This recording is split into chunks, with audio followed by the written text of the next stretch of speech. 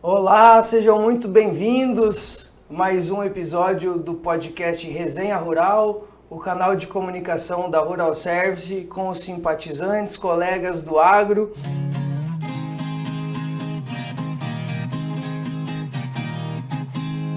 Estamos hoje no 13º episódio do nosso podcast. Com muita satisfação recebemos aqui novamente a presença da Priscila e da Lilian, nossas engenheiras agrônomas da Rural Service, e nosso ilustre convidado, Luiz Henrique Kazuya, engenheiro agrônomo, formado na saudosa Faculdade de Agronomia Luiz Meneghel.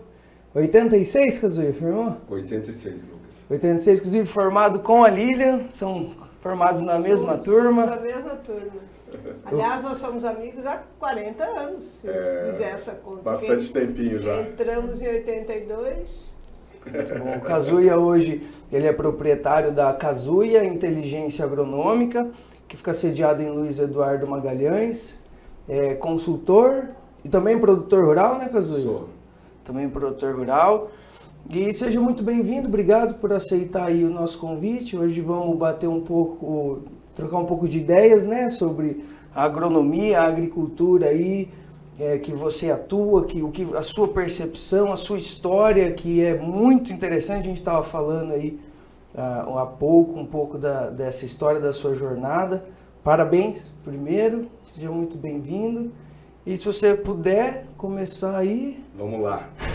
Agradecer, Lucas, o pessoal da Rural Service, a Resenha Rural Service. É um prazer enorme estar aqui, rever velhas amigas, Priscila.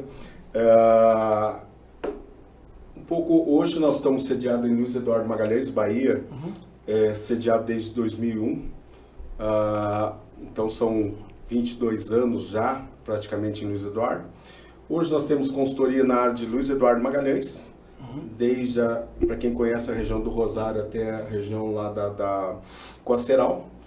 Nós temos consultoria na área de Piauí, nós temos consultoria no Maranhão, Tocantins e Mato Grosso, na região do Vale do Araguaia e também ali na 163. Tá?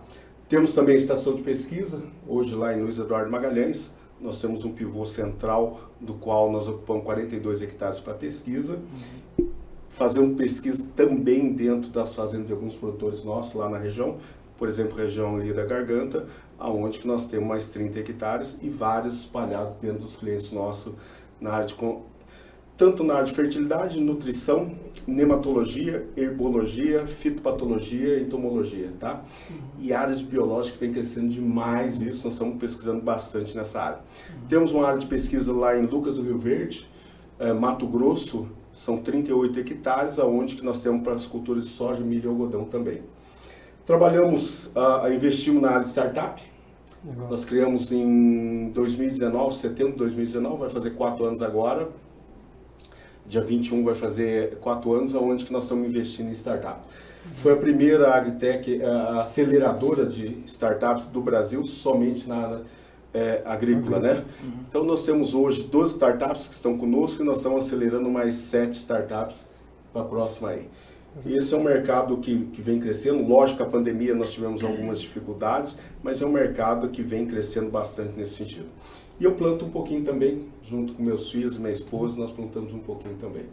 Legal, parabéns. Você mencionou 2 áreas de pesquisa, tem assim uma questão assim de biomas, assim, de você contemplar regiões diferentes, assim? É essa a ideia, Lucas.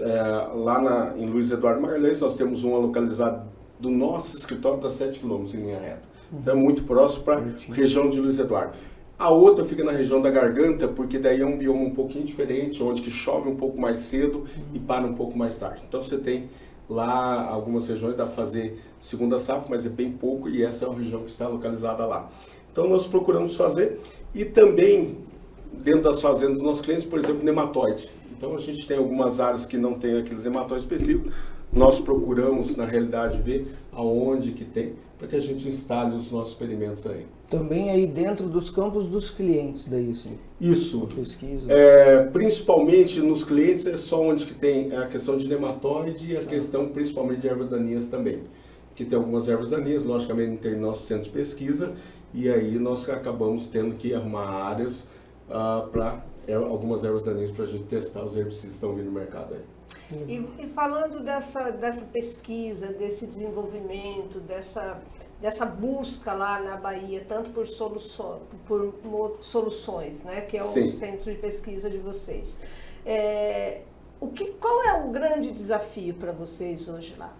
O que é o impactante, assim, que está dando dor de cabeça? Lilian, é crescente a questão dos nematóides. Isso é crescente para nós na região. Até pouco tempo atrás nós tínhamos a incidência baixa de heteróda, né, que é nematóide cisto, mas vem crescendo muito, então nós temos que cada vez mais pesquisa nesse sentido. Nematóide de galha para nós já vem 25% da região tem problema com nematóide de galha, principalmente Melioidosa incógnita, javânica. Para quem lida com algodão, javânica não é problema, mas incógnita é um problemaço, tá? E agora crescente helicotilencos na nossa região. Helicotilencos é um nematóide que muito pouca gente fala, mas ele vem, vira porta de entrada por pratilencos ali, onde que tem o pratilencos acaba virando a porta de entrada para ele. E nós estamos vendo queda de produtividade nas áreas onde nós temos altos índices de helicotilencos. Então a gente está estudando cada vez mais essa linha, não só químico, como biológico para essas áreas de nematóides. Então, desafios são enormes, tá? E esse é um dos grandes desafios que nós temos, a questão dos nematóides. Outro desafio enorme são a questão de resistência de ervas daninhas. É crescente na nossa região, é crescente no Brasil todo. Então nós temos estudado cada vez mais o que tem de novo para vir, mas você sabe muito bem que não tem tanta novidade nessa área de herbicidas, novos mecanismos de ação. Tem algumas coisas, talvez para 2025, 2026, alguma coisa, um CCase novo que está vindo aí, mas com diferente modo de ação, por exemplo, ação para eleusine, que é pé de galinha. Então isso aí nós estamos estudando bastante. Chega para nós muitos produtos 3, 4, 5 anos antes de chegar na mão do produtor. Essa é a nossa grande vantagem. Estudar bastante para a hora que chegar no mercado nós já estarmos conhecendo as moléculas nesse sentido. Outra coisa, vocês, eu acho que começaram com problema de enfesamento no milho, cigarrinha, antes que nós aqui, né? Certo. E isso aqui, esse ano a gente está conseguindo conviver um pouquinho melhor. Mas o ano passado nós tivemos perdas significantes por causa de problema com enfesamento no milho. Vocês ainda têm essa praga lá? Esse ainda é um problema para vocês ou vocês já aprenderam a conviver? Vamos lá, 2014 nós identificamos o primeiro problema com cigarrinha, da alguns mais, tá? Onde nós tivemos um pivô que praticamente 70% do pivô caiu. Então você via plantas tombadas e nós não sabíamos na época, mandamos várias amostras para a Embrapa. E apareceu algumas coisas, como fusária, apareceu a própria ervínia, algumas coisas, mas são consequências que vieram depois, né? Mas nós estávamos perdendo produtividade, a gente não sabia o que era. E nós estávamos, na época, colocando mais a culpa no clima do que a própria cigarrinha. Depois nós vimos que a cigarrinha tem levado esses problemas para nós, além dos mais evidentes são os enfesamentos, fitoplasma, espiroplasma, mas são perdas de produtividade que a gente não via, materiais mais sensíveis e acaba perdendo produtividade. Então nós estamos convivendo desde 2014 com a cigarrinha. Hoje é uma praga que a gente conversa com outros estados para levar um pouco da nossa experiência para outros estados, para que a cigarrinha você possa conviver. Eliminar, na minha opinião, está muito difícil eliminar a cigarrinha, porque existe uma porta de entrada muito grande. Por exemplo, quando o cara cultiva soja e nasce milho no meio da soja, ali as plantas de tiguera, aonde que você vai ter essas plantas ali, elas se alimentando, tá? E principalmente a cigarrinha, ela tem duas plantas que ela se multiplica, que é o próprio milho e uma planta chamada tripsaco que não existe no Brasil. Então é só o milho que sobra no Brasil. Outras plantas como braquiária, o próprio milheto, ela acaba se alimentando, mas não se multiplica. Então, o principal no Brasil chama-se milho. E agora nós estamos convivendo, só para você ter ideia, quantas aplicações nós fazemos para cigarrinha? 6. Na soja, aí você quase acertou, são 7 aplicações para a cultura principal nossa, que é sequeiro, tá? E quando você vai para uma segunda cultura irrigada, aí que avança mais na época de plantio, chega a 14 aplicações. Nós temos estudado muito, a questão do biológico tem evoluído bastante, tem nos ajudado bastante, não só para os enfesamentos. também para fumagina, que a gente tenta evitar um pouco lá. E agora tem um produto novo, tem produtos novos que estão nos ajudando bastante nessa aí. E materiais, principalmente materiais cada vez mais tolerantes, não tem resistência, são materiais que têm tolerância cada vez maior. Esse é o grande caminho para cigarrinho. E está vindo aí a maculígera, que a gente não sabe dizer se ela vai causar os enfesamentos também ou não. Nesse sentido do biológico, quais são as associações? Você chega a fazer associação de biológico nessas 7 aplicações com inseticidas? Ou não? Como que é o protocolo de utilização desses biológicos? Você usa o quê? Bovéria, Área? Vamos lá, Priscila. A questão dos biológicos, nós estamos utilizando muito Bovéria, muita Isária, metarrizo na associação também, é uma coisa que a gente utiliza bastante. Então nós temos visto que o biológico combinado com o químico é uma ferramenta perfeita para que a gente possa tocar muito bem isso aí. Porque o químico, a gente sabe a questão do residual do químico. É baixíssimo, porque ela tem muita migração, então a gente não consegue só controlar o adulto.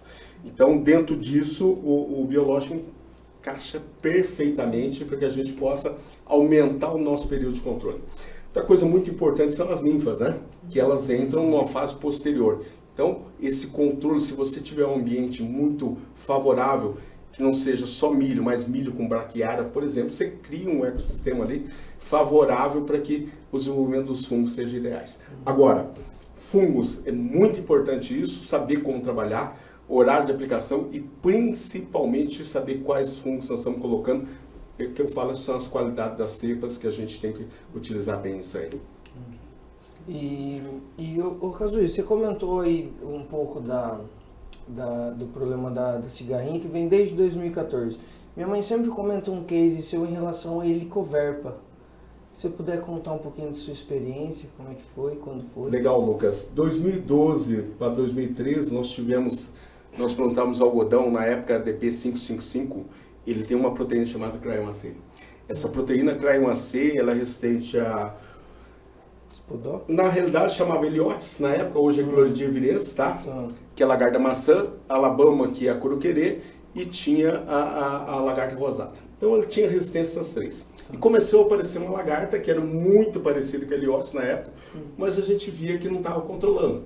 Então nós mandamos análise para o laboratório e o Dr. Vitor Beck, que é um grande entomologista, identificação de pragas no Brasil, principalmente nessa questão de lagartas, ele identificou como Helicoverpa zeia na época, tá? Aí, só que nós vimos que os estragos continuavam dentro disso aí. Então, isso foi 2012 para 2013. 2013, nós tivemos nessa safra um prejuízo bilionário, foram mais de 2 bilhões para a região com a entrada da Helicoverpa. Só no algodão? Algodão e milho já apareceu alguma coisa, né? Mas principalmente algodão naquela região. Aí, em janeiro de 2013, o que nós fizemos? Nós juntamos nós com outros colegas consultores, Dr. Paulo De Grande e Dr. Celso Moto, que são 2 grandes entomologistas no Brasil. Dr. Paulo De Grande ligado muito à cultura do algodão e Dr. Celso Moto muito ligado à questão de resistência. Nós fomos para a Austrália ver o que era Helicoverpa armígera lá. Aí, a hora que nós chegamos lá, nós tivemos uma certeza que não era Helicoverpa zeia, que nós tínhamos era Helicoverpa armígera, nós estávamos no problema. Ficamos 2 semanas rodando a região, vários produtores, vários consultores visitamos na região, visitamos departamento de pesquisa deles lá, visitamos indústria, e nós vimos que a Helicoverpa, na época, armígera lá, era um problema muito grande e que era o mesmo problema que nós estávamos tendo no Brasil, principalmente na região oeste da Bahia. Voltamos, em janeiro de 2013, voltamos em março, nós criamos um programa, de fevereiro para março, nós criamos um programa fitossanitário, que é exatamente para combater esse Helicoverpa armígera que estava entrando no Brasil. E eu nunca esqueço isso, que nós fizemos uma reunião com vários produtores lá, e essa reunião tinha mais de 400 produtores. Nossa, o povo tudo desesperado. Por quê? Exatamente.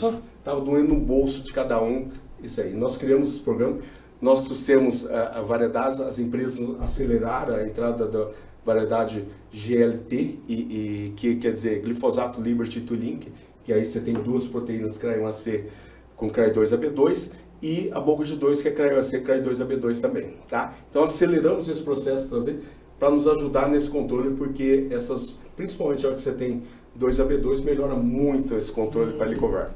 Então foi uma ferramenta importante que as empresas junto conosco, junto com os pesquisadores, trouxeram para a Bahia, e aí começou. E a Helicoverpa, nós começamos a pesquisar muito, até a Priscila perguntou de biológica aqui, nós começamos a pesquisar muito a questão foi a grande virada de chave nossa, foi o vírus na época, que era o HA-ZNPV, que é esse vírus específico para a Helicoverpa. Então ele tem um controle excepcional para soja, feijão, o próprio milho.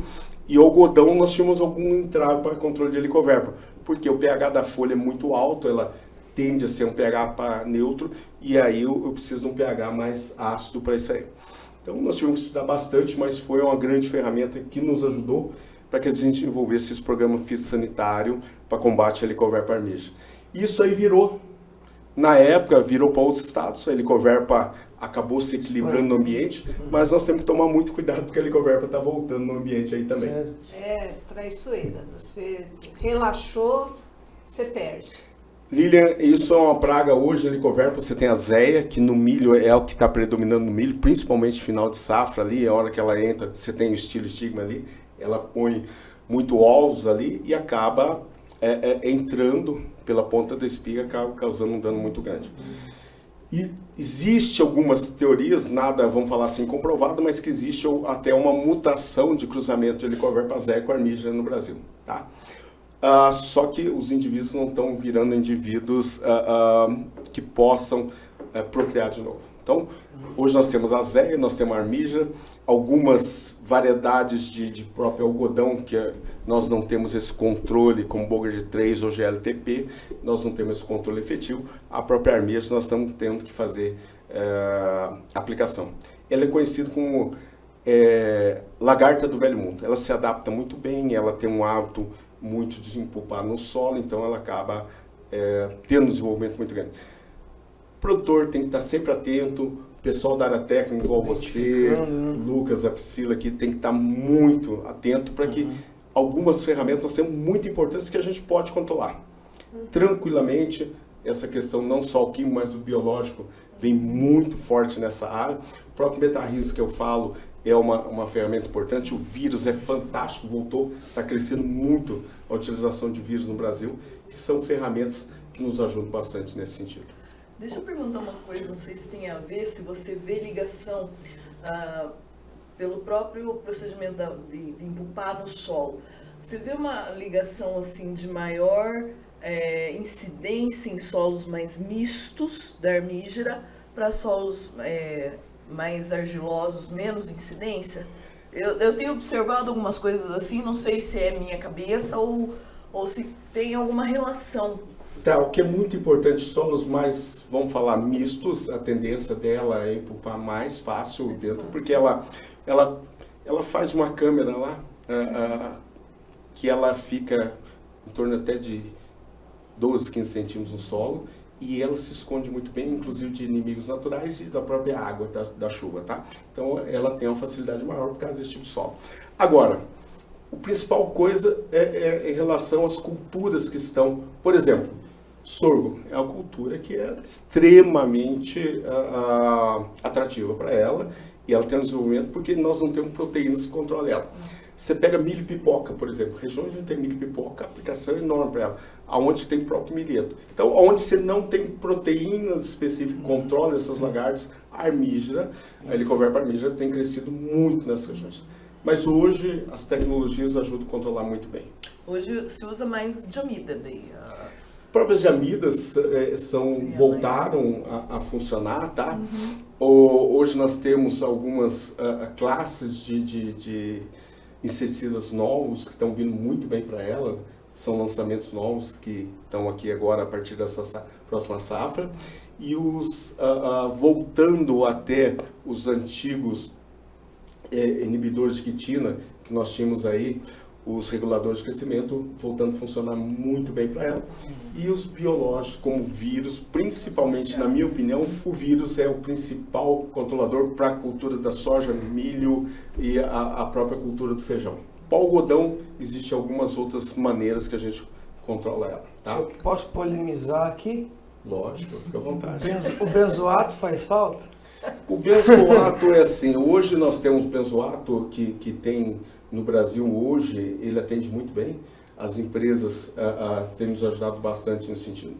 O que aconteceu no passado recente, aí, onde que se usava alguns benzoatos de fontes não confiáveis, esse era o grande problema.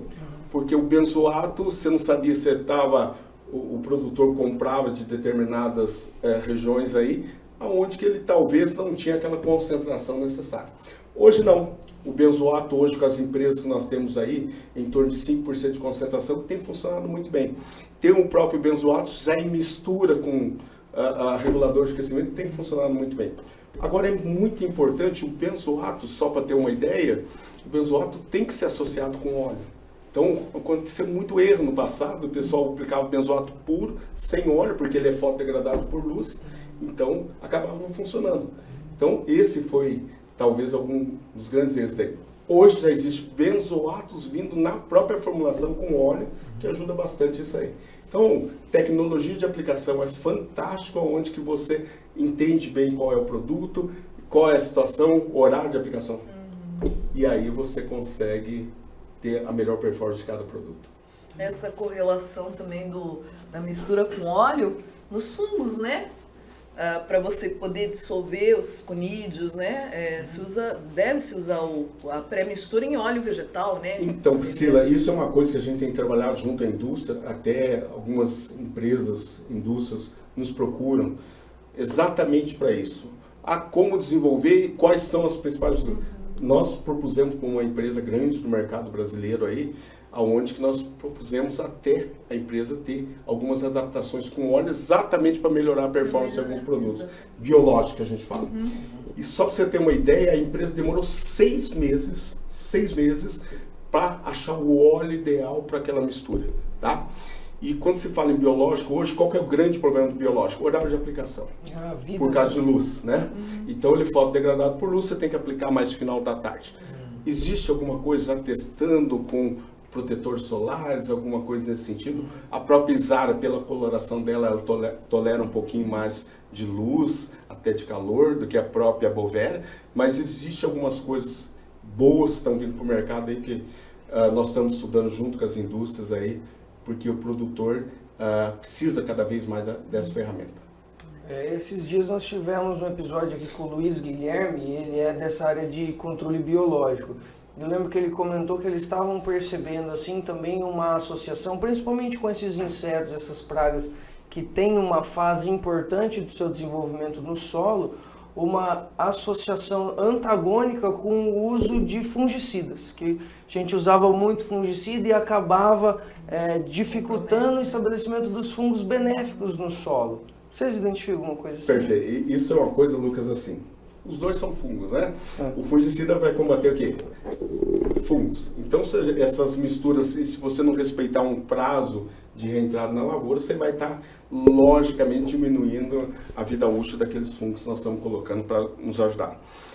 Um caso muito claro para nós, existe alguns fungos entomopatógicos que a gente tem que nos auxiliam muito bem. Então, olhar qual é o grupo que nós estamos utilizando, por exemplo, de fungicida, dependendo, carboxamida, existe uma coisa, triazol, outras, as próprias cirulinas. Então, nós temos vários aí que a gente tem que olhar e observar muito bem qual que é o tempo de reentrada que eu posso ter em relação a isso aí. E horário de aplicação que eu falo para você. E hoje nós temos que criar um ambiente cada vez mais favorável para o desenvolvimento desses fungos. Eu tenho uma cultura sozinha, mas se eu tiver uma cultura consorciada, como eu falei aqui, o próprio milho com a braquiária, eu estou criando um ambiente muito favorável para o crescimento desses fungos. Hoje, por exemplo, quando nós não conseguimos colher uma soja, por exemplo, eu tenho que fazer uma braquiária hoje para melhorar a nossa questão de solos, melhorar a questão até de perfil de solo biológico que a gente fala, nós estamos colocando dentro da braquiária alguns fungos para desenvolver para a próxima cultura. Então, pensar no sistema cada vez mais. Então, isso a gente já pensava lá no passado com adubação de sistema, hoje a gente pensa com fungo no sistema, nós pensamos quais são o que eu tenho que preservar, ácaros, por exemplo, também crescendo numa cultura, qual é a cultura que eu estou estabelecendo depois que eu tenho que trabalhar com isso? Quais são os fungos que eu tenho que trabalhar para a cultura seguinte. Então, trabalhar resistência de ervas daninhas é outro problema. Então, trabalhar sempre o sistema. Aí sim, dá durabilidade e sustentabilidade para o setor. Um plano de quantos anos, assim, que às vezes costumam fazer? Nós 3 anos, né? E isso é uma coisa assim, lógico, a visão às vezes é de 2 safras, mas hoje você tem que tentar trabalhar pelo menos 3 anos aí do que tem. Porque os produtores, nós trabalhamos muito em áreas irrigadas, trabalhamos em áreas de sequeiro, nós trabalhamos em áreas que são sequeiro no Mato Grosso, onde que você tem sistema soja e milho, sistema soja e algodão, no irrigado também nós temos muito soja e algodão, então trabalhar o sistema como um todo. Para que as ervas daninhas não acelerem o processo de resistência, isso é muito importante, e eu não estar criando algum ambiente favorável para alguns insetos que vão ser desfavorável para mim na próxima safra. E isso a gente tem feito bastante. Isso aí. Legal. Ô Kazu, e aí você comentou um pouco dessa sua história. Agora, puxando um pouco assim para o começo, conta pro pessoal um pouco da sua trajetória, assim, saindo de Londrina, saindo de Bandeirantes, como é que vocês foram parar em Luiz Eduardo e também em que momento assim, que você vê que a consultoria deu um up, assim? Legal, Lucas. Isso é uma coisa assim. Eu sou natural de Ribeirão do Pinhal, Paraná. Fica aqui de Londrina 115 quilômetros, né? Fiquei lá até os 14 anos, depois saí para estudar. E entrei na faculdade junto com a Lilian em 82, tá? E de lá, uma coisa muito importante que eu falo para esse pessoal um pouco mais novo, uma coisa que eu fiz muito era estágio, quando eu estava dentro da faculdade. Uma coisa que desde o primeiro, segundo semestre, era estágio todo ano, todas as férias era estágio, e alguns professores me marcaram muito, eu gosto até de citar quando eu tenho a oportunidade de falar, é o professor Silvestre Belletini, que foi um professor fantástico, bravo que saiu. Nossa, a Lília sabe, né, isso aí, bravo que saiu. É grande amigo meu hoje e foi uma das pessoas que me incentivaram muito na cultura do algodão. Aí, em julho de 86, nós nos formamos, mas na nossa época podia formar, adiantar um pouco. Até 6 meses eu conseguia adiantar. Então eu fiz muito estágio, comecei trabalhando como estagiário na Herbitec, na antiga, hoje é a Damar. E fiz estágio, passei num concurso da Herbitec na época. O meu mentor na época era o José Braz de Almeida, onde que eu aprendi muito herbicida, plantas daninhas, essas coisas, eu aprendi demais com ele. E aí, passei no concurso da Herbitec, cheguei, só que antes de prestar o concurso, eu já tinha mandado o currículo para outros lugares. E fui para São Paulo fazer uma entrevista e o dono quis me contratar. Só que eu falei, eu não posso assumir um compromisso hoje porque eu já sou contratado da Herbitec, eu já estou lá. Mas a proposta na época era melhor do que eu ia ganhar na Herbitec. Só que na Herbitec não era o problema do dinheiro na época, era o problema que na Herbitec era mais a área de vendas. Sim. Quando eu passei, ele falou assim, você quer escolher o lugar que você vai? Porque eu passei muito bem no concurso lá que eu fiz. Você quer escolher? Eu falei, quando a gente é novo só pensa em dinheiro, né?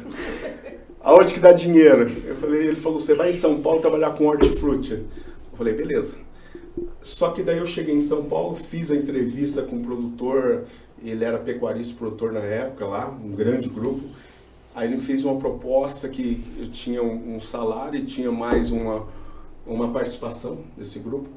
Eu falei, você me aguarda, eu vou voltar lá para Londrina, vou conversar. Conversei com o meu mentor, que é o Braz. Ele falou assim, vai para a área que você domina, que é mais área técnica, que é a área de vendas.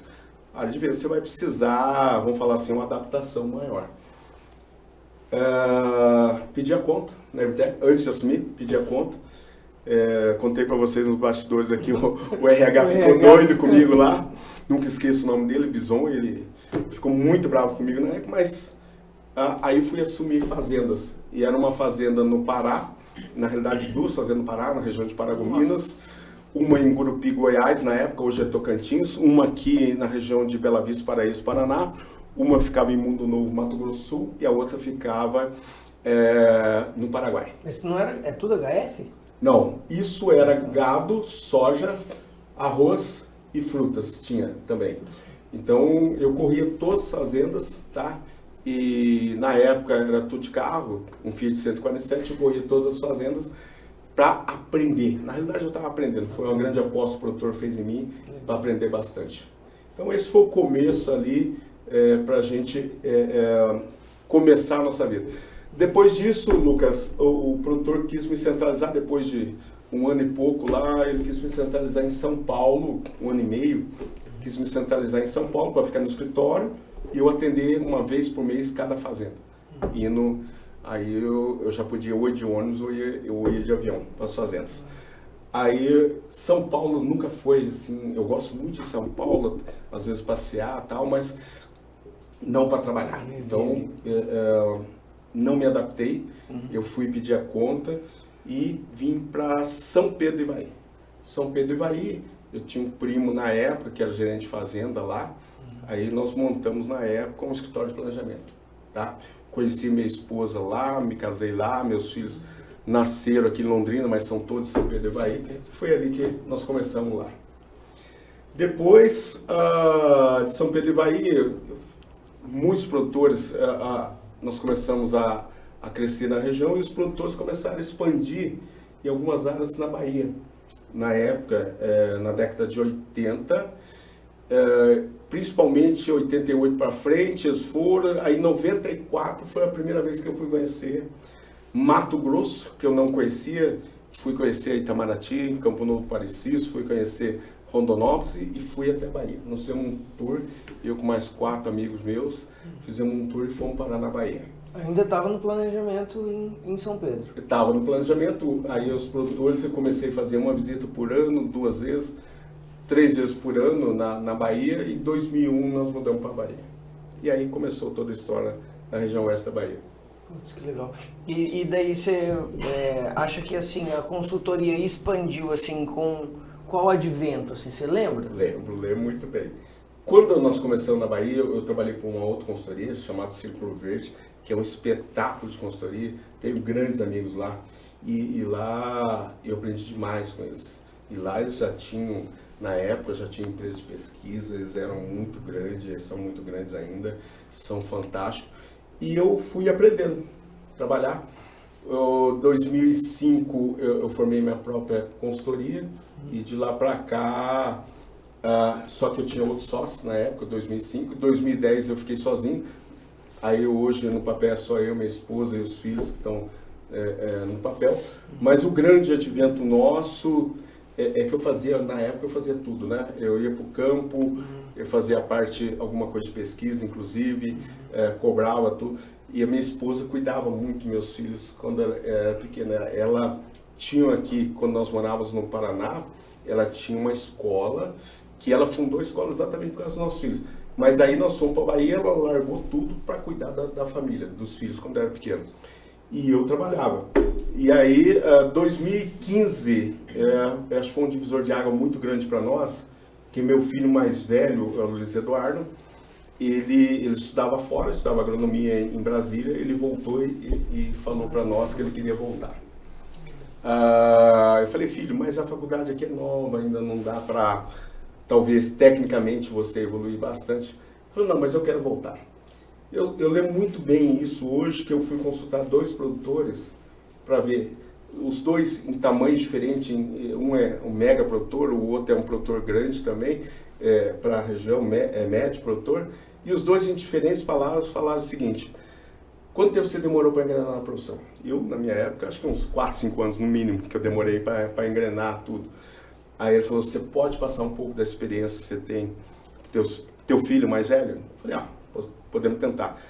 Aí fui conversar com a minha esposa, chama Cirlei, aí tentamos. E para mim foi um divisor de água muito grande, porque ele veio com ideias novas, tá? Ele veio com ideias novas, ideias que nós podíamos acelerar algum processo nosso. E dentro de 2015, lógico, houveram alguns conflitos entre a minha geração e o meu filho mais novo, mas o grande mérito é assim, saber aceitar que essa nova geração que vem com ideias muito boas. E a geração mais nova aceitar que a experiência é importante. Então, esse foi, para mim, um casamento perfeito. Nós contratamos uma consultoria na época para nos auxiliar nesse processo de reestruturação. Então, nós conseguimos, nesse processo de reestruturação, crescer, atender mais áreas. ver que o nome, só o meu nome não era mais... porque eu tinha dificuldade de escalar, porque as pessoas queriam basicamente... Só você, né? Só você. Então nós criamos uma cultura onde que a metodologia nossa pudesse replicar. Então é isso que foi talvez o grande boom, com certeza esse grande boom que nós tivemos a partir de 2015 aí, para essa evolução, Lucas. Que legal, que bacana. E assim, imagina 2015 já vai fazer 8 anos e você ainda sente assim essa mudança? Eu imagino que essa nova geração vem com essas ideias tecnológicas, tal, fazendo já uma conexão com o ciclo agritech, assim, de vocês. Como é que foi essa passagem? Só para ajudar a polemizar um pouquinho, né?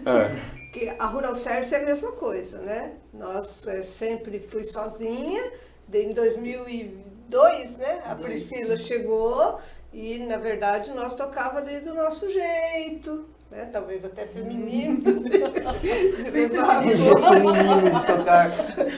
E daí chegou o Lucas para pôr fogo na fogueira, né? Inclusive fazendo podcast, essas coisas aí porque ele acha que é importante e a gente está assimilando todas essas novidades, né? Então é a mesma fase que você passou, nós, é claro que em proporções diferentes, estamos passando também, né? E a tecnologia, apesar da resistência do uso, da idade, a gente já não vive mais sem.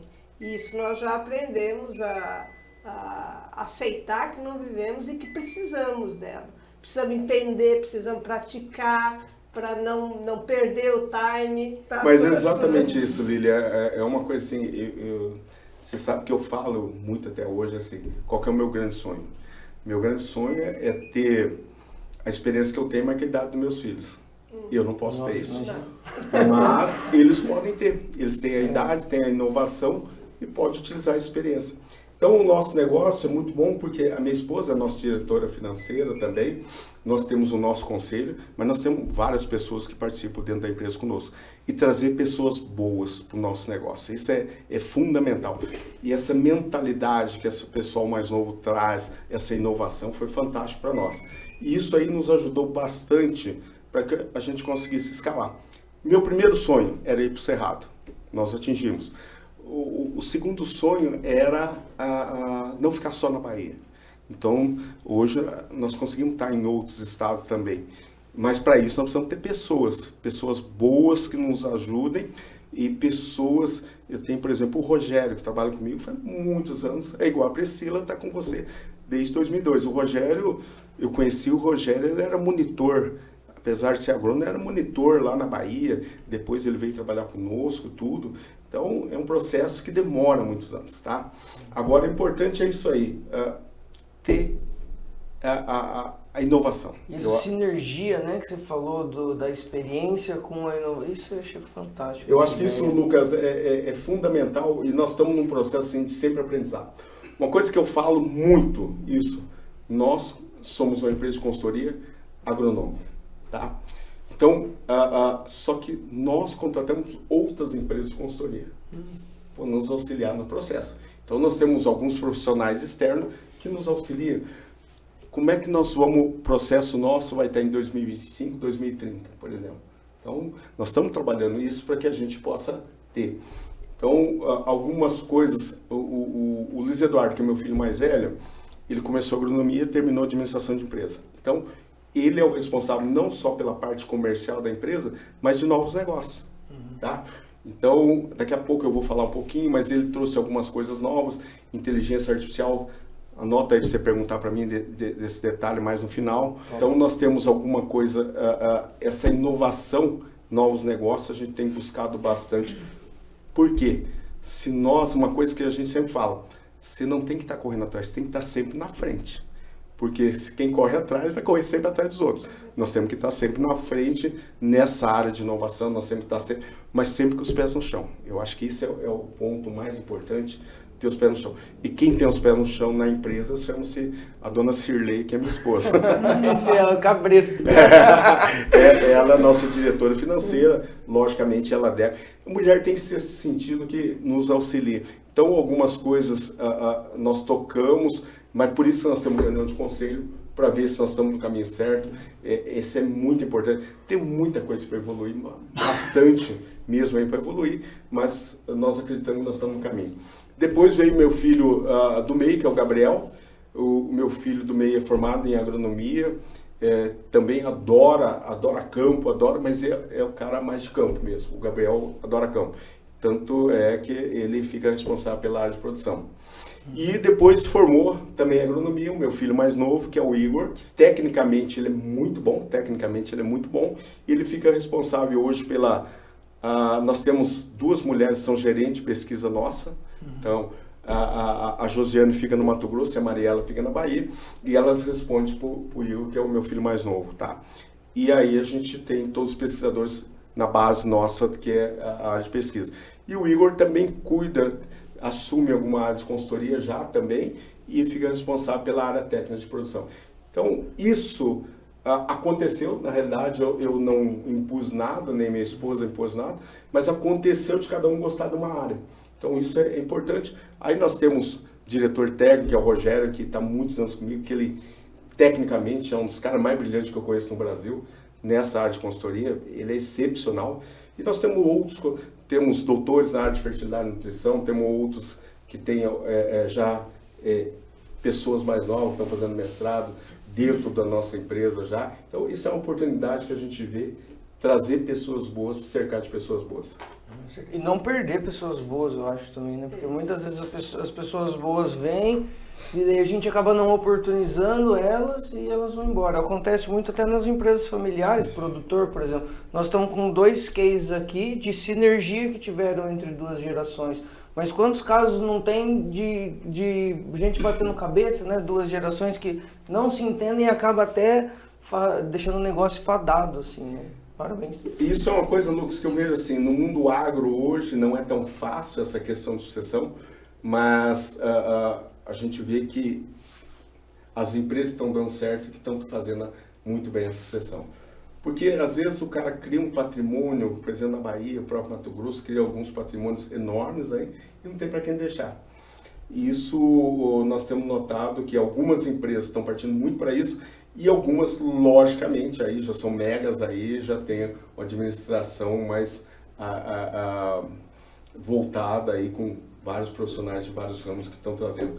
Mas o agro continua cada vez mais forte aí no Brasil. Aí. Eu queria voltar um pouquinho mais na parte técnica, tá? Bem, sair do Paraná, terra roxa, né? Terra argilosa, concentração de argila bem maior, indo para a Bahia. Com certeza você enfrentou algumas situações diferentes e desafios diferentes. O que você fez lá que você achou que foi mais importante para construir esse perfil de solo e alcançar os patamares de produtividade que está sendo alcançado hoje? Lília, isso é uma coisa assim que nós aprendemos muito aqui no Paraná, que eu acho que a grande lição foi o plantio direto, tá? Então nós tínhamos o Herbert Bartz aqui, que é daqui de Rolândia, né? O próprio Nonô, que ficava ali em Ponta Grossa. Então nós aprendemos muito. Essa questão do plantio direto para mim foi um grande divisão de água. Acho que hoje para o mundo, né? O Exatamente. plantio direto Então nós aprendemos muito. Na Bahia, só para contextualizar um pouquinho, a própria Embrapa, no começo, antes da década de 80, falava que não era viável a região para produzir. Por quê? Teor de argila baixo, muitas terras arenosas e tinha o tal dos veranicos lá, né? Como tem até hoje. Muitos produtores chegaram e, infelizmente, tiveram que voltar no começo, porque não existia tecnologia suficiente para a produção. Depois, com o avanço, os produtores são insistentes, veio as consultorias, veio a própria Embrapa junto aí e nos ajudaram. O Dr. Djalma Martião, que foi um grande incentivador, principalmente de utilização de gesso na região e que foi criando alguma cultura nisso aí. Então nós aprendemos a trabalhar. Nós começamos a formar perfil de solo, porque nós vimos lá que dava para corrigir bem alumínio em profundidade, por ser um solo mais arenoso, mais fácil trabalhar nesse sentido, porém existiam alguns veranicos que a gente tem entre janeiro e fevereiro, existe alguns veranicos lá, nós tínhamos que fazer raiz descer. Esse era o grande segredo nosso lá para sobreviver, fazer raiz descer. Então, nós trabalhamos bastante forte nessa questão de perfil de solos. Na época, no começo, quando o diesel era barato, nós fazíamos um revolvimento mecânico através de arara de Iveca. Fazia isso. Depois, com o preço do diesel subindo, hoje nós fazemos muito mais perfil de solo biológico, colocando gramínea no sistema, algumas braquiárias no sistema aí. A gente tem feito muito isso aí. E ao longo desses anos trabalhar.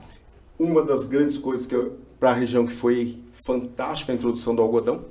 O algodão é uma cultura que faz com que o perfil da fazenda, o perfil da propriedade técnico suba muito. Então você tem que ter pessoas boas trabalhando com você. Melhora o perfil técnico das pessoas, melhora o maquinário que você tem e melhora as outras culturas como soja e milho, você consegue produzir muito mais. Então o algodão para a região é uma cultura que trouxe um divisor de águas muito grande e melhorou tudo. Então quem é que começou a fazer os perfis de solo? São produtores de algodão que começaram. Então dentro disso aí, o cenário cresceu bastante, as próprias culturas cresceram e a região cresceu muito. E o que você acha hoje das novas fronteiras agrícolas do país? Mato Piba, a gente, pelo que a gente escuta falar, eu particularmente não conheço, mas está, não diria que está consolidada, mas está andando bem, né? O que tem de novo? Onde mais que... Vamos lá. A Bahia, eu vou falar por estado, tá? Tá. A Bahia cresce hoje aonde que ela consegue crescer? A área irrigada, tá?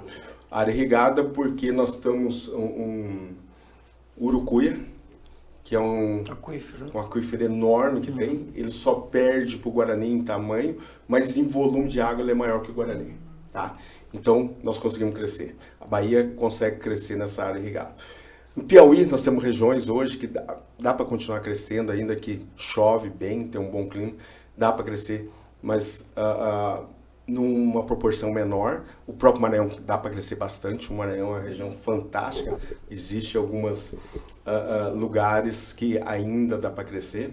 E o Pará é uma região que cresce muito, tudo respeitando muito o que eu falo, essa questão de preservação e a questão aonde que nós conseguimos crescer? Em áreas de pasto degradado, tá? O próprio Mato Grosso, hoje nós temos, vai no Vale do Araguaia, nós temos muita área de pasto degradado.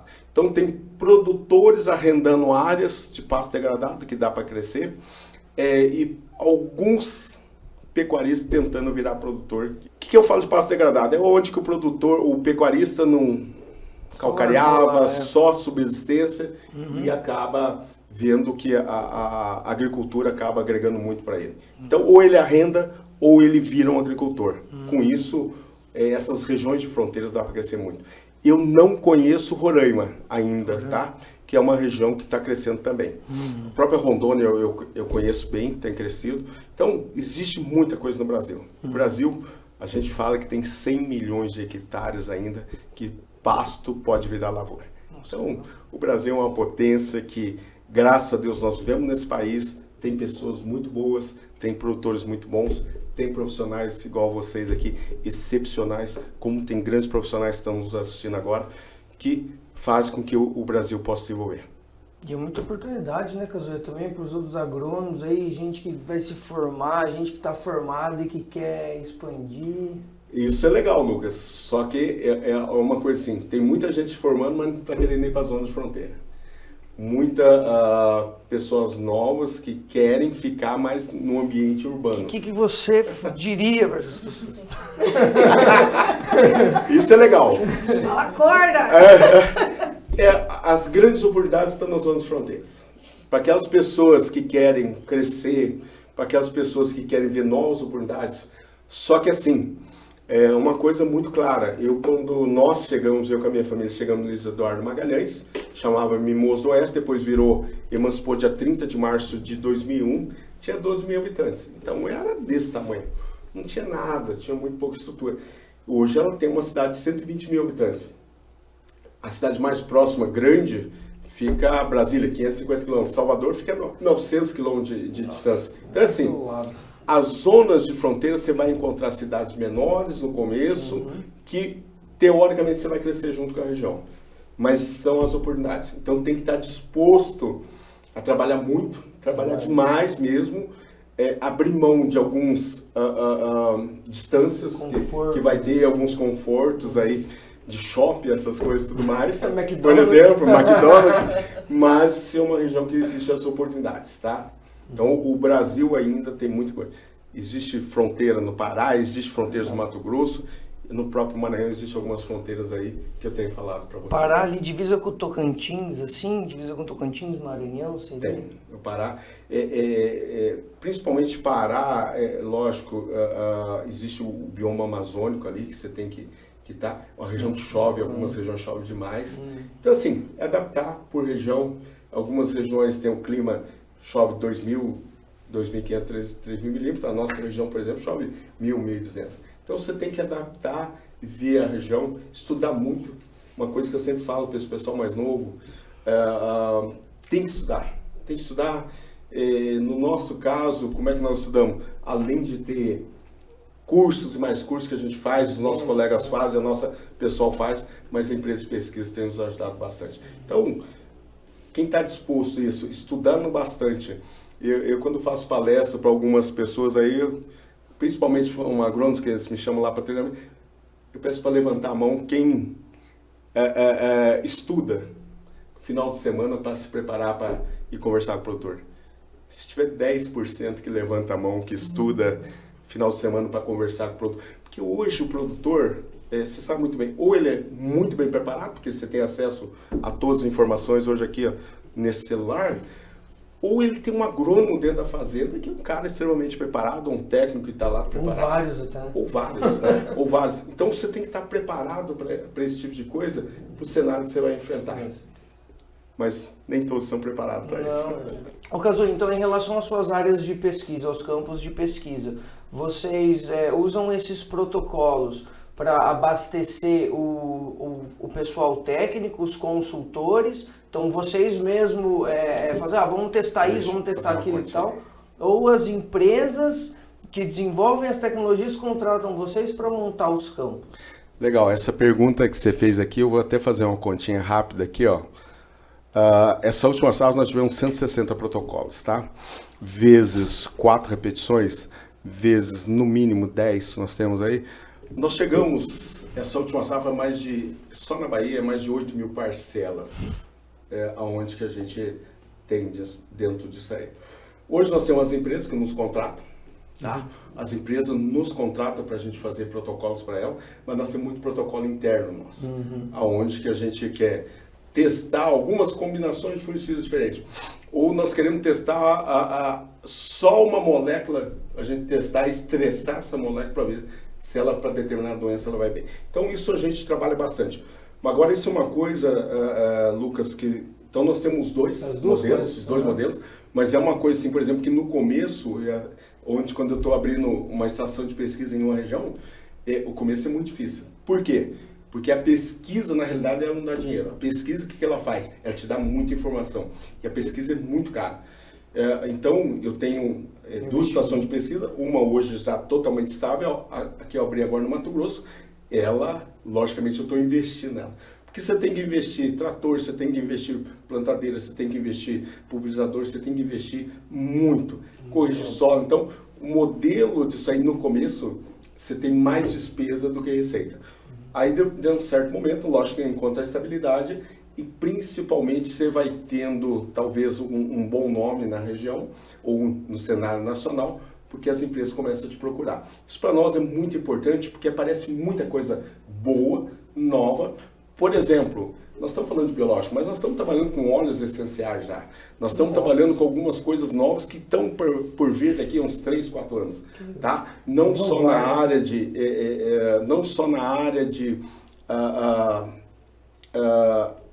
vamos falar de nutrição, mas estamos falando de até pragas, alguns insetos aí que vão ser controlados por óleos essenciais. Então tem muita coisa nova que estão vindo que ainda não está no mercado. Então isso nos proporciona uma visão de longo prazo muito maior. Então é isso que a gente tem. E no nosso caso, nós temos 2 estações de pesquisa e nós atendemos várias regiões, então essa visão holística do negócio é cada vez maior. Você já ouviu falar, já trabalhou, já pesquisou alguma coisa com homeopatia de plantas? Já ouvi falar, mas não pesquisei nada ainda, Lília. Tem um produtor que falou comigo nisso no Tocantins, que ele estava fazendo isso, tá? Mas ainda é muito, na minha opinião, muito incipiente isso aí ainda, tá? Para o mercado, mas se as empresas que produzem isso aí quiserem nos procurar, nós vamos testar. Nós temos bastante coisa testando. Por exemplo, uma coisa diferente é um produto que segura a água no solo e vai liberando lentamente para a planta, né? Aquele próprio Bacillus arabatai, que tem tolerância à resistência à seca, nós estamos trabalhando bastante, ele é solubilizador de potássio. Então, essa área, Lília, nós temos trabalhado, algumas áreas nós temos trabalhado. Mais recente nosso que nós estamos trabalhando é DNA do solo, tá? Hoje, costumo falar muito que nós temos o Dr. Marcelo Morita, que é o nosso especialista na área de fertilidade e nutrição. Ele tem acabando o doutorado dele agora, e hoje nós temos para dentro da empresa essa área de DNA do solo. Como é que funciona? Só para você ter ideia. Primeira coisa, quando nós pegamos qualquer propriedade, ali nós corrigimos a parte química e física do solo. Então, você tem que fazer uma correção, adaptar isso aí. Segundo, que nós a parte química e física. Terceiro, nós vamos equilibrar a nematóide no solo. Porque hoje você não vai achar nenhuma propriedade no cerrado brasileiro que não tenha nematóide. Eles são nativos, tá? Não duvido que aqui Pratilengos é um nematóide nativo de mata, de cerrado. Aí nós vamos para a parte biológica do solo, que é a parte do DNA do solo. Existe hoje metodologia, você consegue fazer. Existe a própria da Embrapa, onde que você avalia a alcalina fosfatase, beta-glucosidase, para ver qual é a atividade que você tem no solo. Se tem ou não tem, tá? Isso é muito bom. Mas hoje nós partimos para DNA do solo. Só um exemplo muito claro para vocês, nós testamos, por exemplo, dentro de um pivô grande que nós temos lá, a parte onde está produzindo menos, a parte que está produzindo mais, a gente chama de análise de contraste, isso aí, e o próprio cerrado. Então, dentro do cerrado, nós temos 3.600 indivíduos, entre bactérias e fungos bons e ruins. Na parte que nós estamos produzindo menos, 2.200, números aproximados que eu estou falando aqui de cabeça. E aonde que nós estamos produzindo melhor, a parte boa do pivô, nós temos 6.600 espécies. Ou seja, nós temos quase 3 vezes mais, onde que nós estamos produzindo menos, e quase que o dobro do cerrado. Ou seja, quanto melhor você produz, mais equilibrado você tem teu solo, maior você vai ser a sua produtividade, logicamente, e maior atividade microbiana no solo. Isso é produzir de maneira sustentável, tá? Então, por que o cerrado tá? Porque ele estabiliza, ele não vai subir mais, tá? A própria mata, ela chega a um ponto que ela estabiliza. E aonde que nós trabalhamos esses solos, desde que maneira adequada e maneira sustentável e de maneira equilibrada que eu falo, nós estamos dando um patamar, principalmente na atividade microbiana no solo. Legal. E todas essas validações e pesquisas, daí você acaba incorporando no seu protocolo com seus clientes, né? Você vai fazer essa recomendação. Existe uma certa resistência por parte de alguns clientes em fazer alguma coisa nova ou que vai gerar um custo maior? Como é que é essa relação? Assim, ou existia antes no começo, né, de repente? É legal essa pergunta, Priscila. O produtor nosso é muito assediado pelas empresas, né? São muito assediados. Então, uma coisa que o produtor, qualquer empresa que chega dentro de uns clientes nossos, ele pergunta se foi testado por nós antes, tá? Então, uma coisa assim, o que o produtor nos pede? Que valide o produto pelo menos por 2 safras consecutivas, tá? Por quê? Se você tem ver estabilidade do produto, se tem ou não, tá? Então, o produtor, de um modo geral, o perfil dos nossos clientes são muito receptivos à tecnologia. São muito receptivos a tecnologias, tá? Então, nós testamos 2 safras seguidas. Se deu uma safra, a outra não deu, ele tem que voltar para a linha lá, para a fila de novo e ter 2 resultados consecutivos para nós validarmos isso aí. É tudo feito cálculo estatístico, com DBC, tudo mais. Então, você tem uma segurança. Porque quando você testa só em faixa ou faixões dentro da propriedade, você pode ter uma variação de solo, você pode ter alguma variável que afetou aquilo lá. No nosso caso, não. São tudo feito com CO2, tudo feito dentro da pesquisa, realmente, e esses cálculos estatísticos nós levamos para o produtor mostrando para eles se tem resultado ou não. Então, isso o nosso produtor tem uma grande vantagem, que eles são receptivos à tecnologia. Não só receptivos a tecnologias nessa área que nós estamos falando de biológico, a de químicos também, mas são receptivos a maquinários, essas coisas e tudo mais. Então, porque o produtor enxerga que para ser rentável e para ganhar dinheiro na realidade, ele tem que absorver novas tecnologias. Haja visto quanto que eram os patamares que nós produzimos lá no passado e hoje com os patamares que nós estamos conseguindo de produtividade. Legal.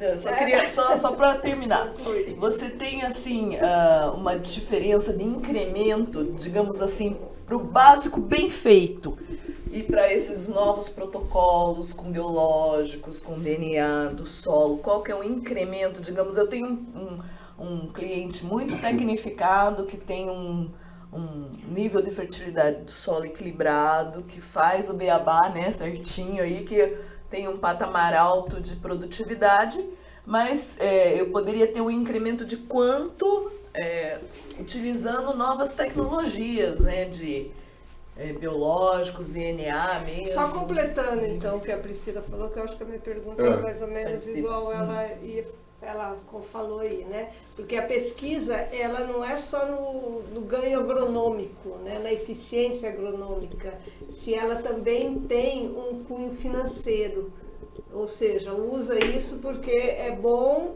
você vai melhorar tecnicamente e vai ter retorno financeiro. Perfeito. Isso é uma coisa assim que vem a calhar essa pergunta, Priscila, porque esse incremento é o que eu falo muito, né? Que às vezes chega um cara lá na propriedade e fala assim, usa meu produto que vai dar um saco, outro vai dar 2 sacos, de repente você está ganhando 100 sacos por hectare e não está produzindo isso, né? Então isso é importante. Hoje a gente fala, primeiro, arroz e feijão muito bem feito. O produtor quando senta na nossa frente para ver, vamos olhar a tua análise solo. Começa daí, né? Começar. Nossa. Então você tem que diagnosticar. Eu gosto muito dessa palavra porque eu falo que agrônomo é igual médico. Lógico, nós temos que diagnosticar quais são os problemas e diagnosticar onde que nós podemos melhorar. Então, perfis diferentes, aí eu tenho a análise solo dele na mão, o que ele tem. Então, hoje nós temos ferramentas muito boas que podem nos ajudar bem nisso aí. E aí, fazer o arroz e feijão muito bem feito. Esse é o primeiro passo para ele atingir um nível de produtividade. A partir daí, sim, começa algumas ferramentas que vão nos ajudar no incremento de produtividade. Primeiro, é variedade. Tá? Hoje nós estamos com um nível de variedade muito grande. Só para você ter uma ideia, para as duas agrônomas e eu agrônomo aqui, quantas variedades de soja vocês acham que foi introduzido no Brasil nos últimos 3 anos? Umas 2.000, sei lá. A Priscila é um pouco exagerada, mas é 500 variedades. Não, porque eu pergunto isso, tem uns que falam 50, eu ia falar 50. Eu pensei no zoneamento, né? Que você vê assim, Nossa, tantas tem um empresas monte. e quantas variedades de Mas soja. você vê como é que nós vamos ter domínio de 500 variedades, estão vendo? Muita coisa. Nossa. né? Tanto é que você viu que existem alguns problemas acontecendo em outro estado aí, por exemplo, que é de aporte, tá? E esse de aporte vai vir para cá, vai vir para outras regiões também, tá? Que é a tal da anomalia das vagens, o pessoal tem falado aí. Vixe. Mas como é que tem esse domínio, tá? Sobre variedades. Esse é um ponto. Então, hoje o produtor ele quer plantar a variedade que mais produz com ciclo menor. Essa é a ideia. Variedade mais produtiva com ciclo cada vez mais curto. Quando nós temos variedades cada vez mais produtivas, os problemas vêm aumentando, porque a rusticidade da variedade vai diminuindo. Então, nós vamos ter. Então, esse incremento que você perguntou não é tão fácil, tá, Priscila? Hoje, então, nós temos, primeiro, a questão genética. Eu acho que nós tivemos um avanço na soja. O milho nós estamos um pouquinho estabilizado, tem melhorado, mas muito pouco. O algodão nós estamos no incremento de produtividade com os materiais genéticos, tá? Eu estou falando pelas 3 culturas que eu trabalho, tá? E aí nós temos algumas ferramentas que têm nos ajudado. O biológico, aonde que os biológicos têm nos ajudado para incremento de produtividade? São as bactérias e fungos que nós temos utilizado no solo. As bactérias hoje nos ajudam muito a questão dos nematóides, tá? tem nos ajudado bastante, alguns bacilos que nós temos aí. Tem alguns bacilos que são solubilizadores de fósforo, tem outros que são solubilizadores até de potássio, e tem uns bacilos que a gente está descobrindo bastante, quando eu falei DNA no solo, são alguns bacilos que nos ajudam que a planta tenha maior resistência. Tá? Então, tem bastante coisa que são ferramentas, mas são tudo complementares que vão nos ajudar. Os fungos, algumas doenças de solos que a gente tem. Então, a gente procura trabalhar primeiro o solo, muito bem feito, aí depois nós estamos partindo para esse incremento de produtividade. Existe muita coisa via aérea hoje que tem nos ajudado bastante, alguma coisa só de resistência, algumas coisas pensando em alguns nutrientes que antigamente ninguém falava deles, tá? Magnésio é um próprio exemplo disso aí, não é só micronutrientes, nós estamos trabalhando com micro e macronutrientes hoje, mas é um refinamento que a gente fala, onde que a gente consegue incrementar o produtor.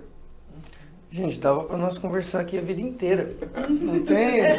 Já deve ter dado uma hora. Assunto gera assunto, né? Meu, tem muita coisa. Mas eu acho que para fechar, para não estender muito, Kazuya, eu ia ver com você, para você compartilhar um pouco da área tecnológica, assim, que você comentou da inteligência artificial, se tem mais alguma outra coisa. Essa área digital, Lucas, eu vejo como fundamental, cada vez mais nós crescermos nessa área, tá? Quando você fala em drone, hoje o produtor está aumentando cada vez mais a utilização do drone, né? Eu vejo propriedades aí que o produtor está fazendo aplicação de fungicida, aplicação de inseticida com drones, algumas regiões cerradas crescendo. Exemplo, Mato Grosso, onde que nós temos algodão, onde que nós não conseguimos fazer bordadura com o avião, nós estamos fazendo tudo de drone hoje, tá? Porque o avião tem uma velocidade tão alta que, mesmo sendo, você não consegue aplicar. Então o drone é uma ferramenta fantástica. Propriedades menores, nós estamos aplicando cada vez mais fungicida, próprio inseticida.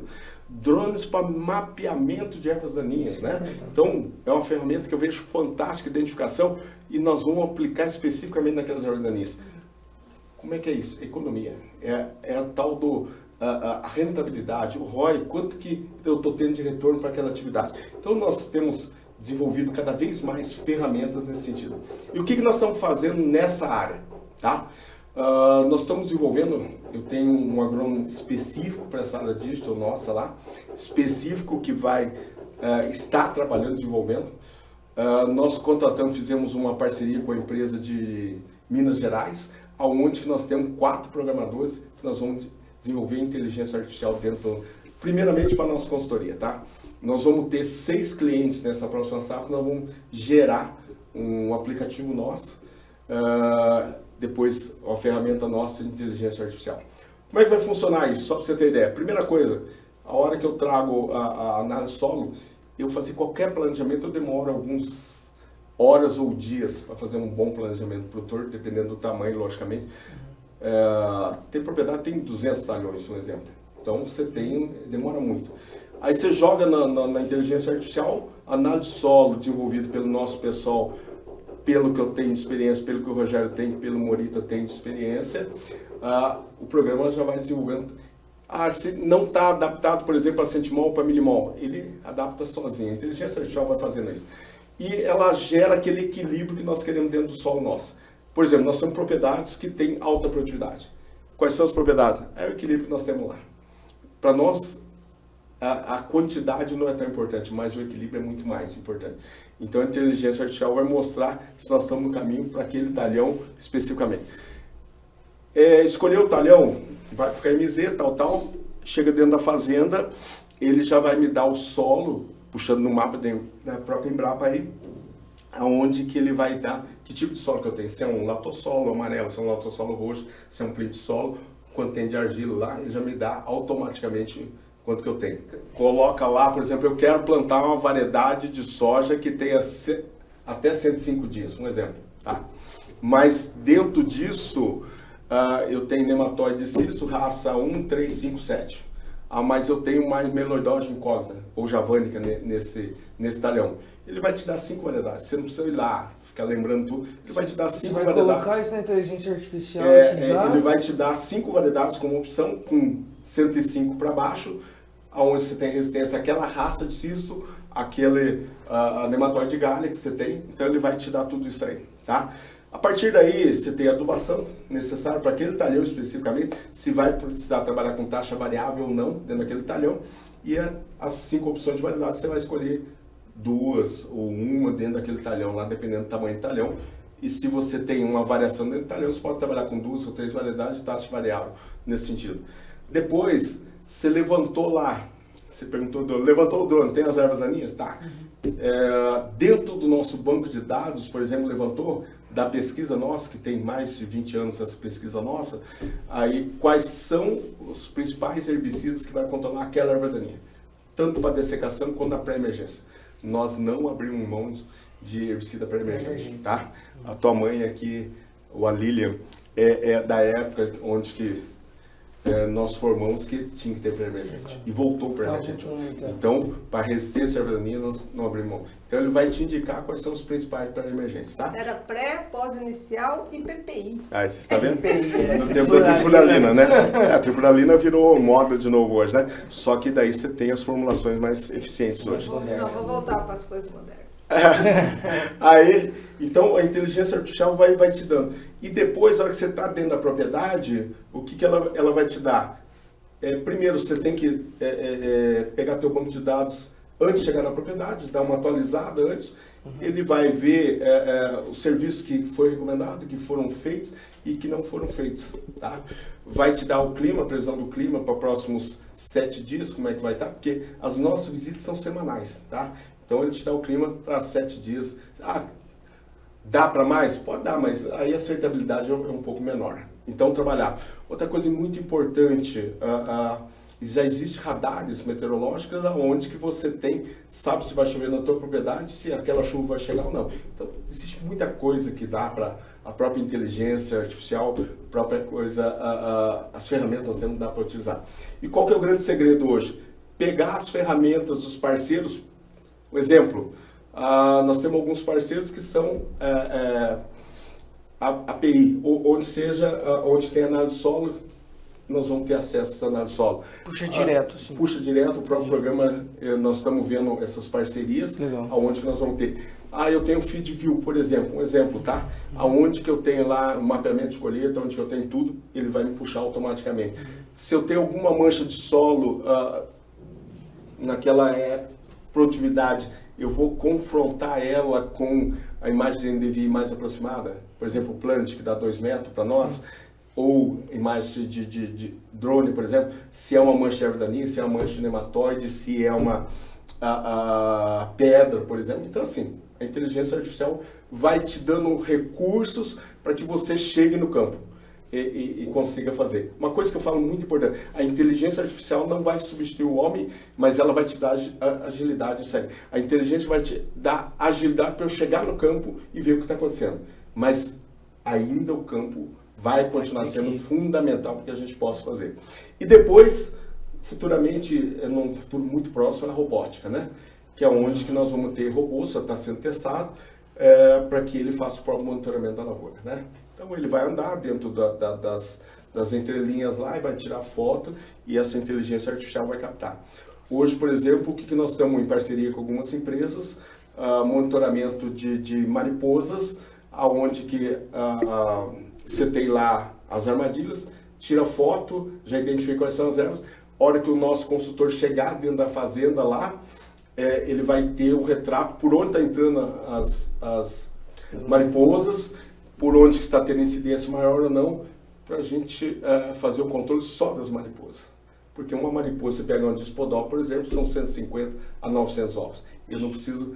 Então, o que nós vamos ganhar com tudo isso? Rentabilidade. O produtor vai ganhar muito dinheiro com isso, nós vamos dar escalabilidade no nosso negócio e principalmente nós vamos economizar o produtor, tá?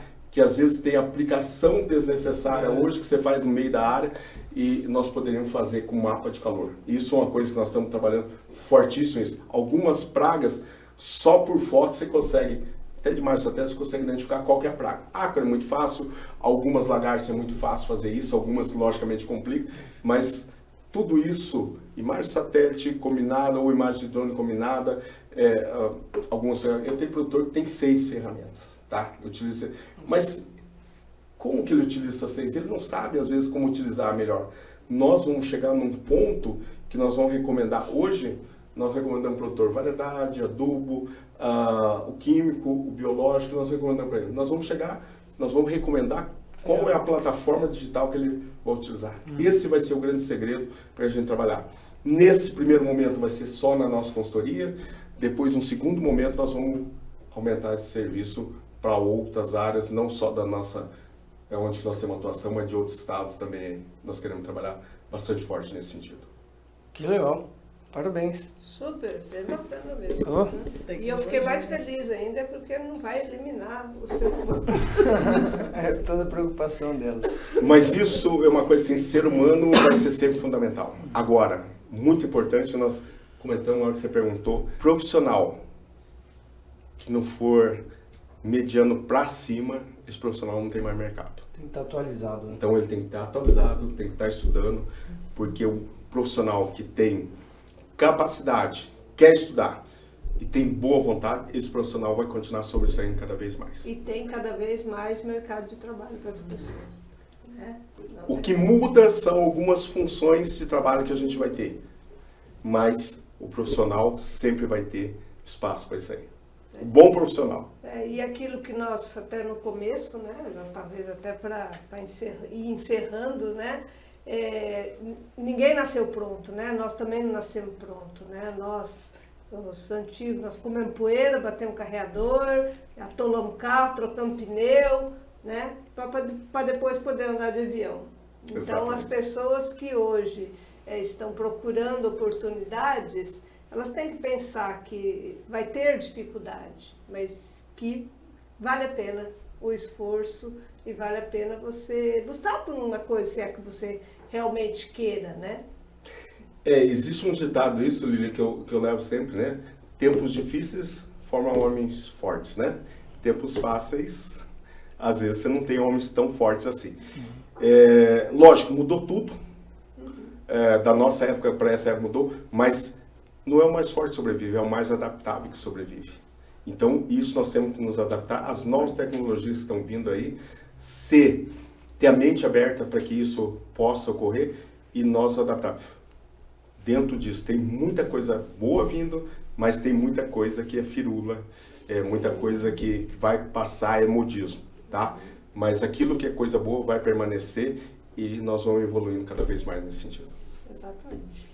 Perfeito. Kazuya, obrigado. Mãe, Priscila, obrigado. Quero deixar o último recado para os nossos ouvintes aí, quem está nos acompanhando no Spotify, se puderem classificar o podcast, participar da nossa enquete, que a gente sempre deixa lá para sugestões de próximos episódios. Aí a gente traz os convidados que são mais votados. Pessoal do YouTube, por favor, se inscrevam no canal. Deixe seu comentário, sugestão de próximos episódios, sua curtida é muito bem-vinda. E é isso, gente. Obrigado. Eu queria agradecer, Lucas, pelo convite aí. Para mim é uma satisfação enorme, Lília e Priscila, estar aqui com vocês.